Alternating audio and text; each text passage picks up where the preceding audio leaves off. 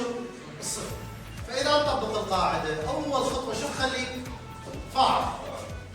الخطوة الثانية فعل مساعد، إذا الفاعل مفرد نخلي شنو إز؟ إذا جمع آر.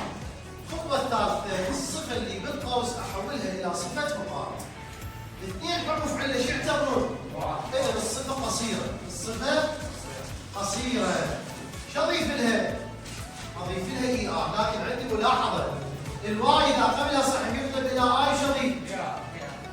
بعدين أضيف النار دام. الخطوة اللي بعدها إذا مستخدمين إز خلي إتس. الخطوة الأخيرة اللي هي used to be. تمام؟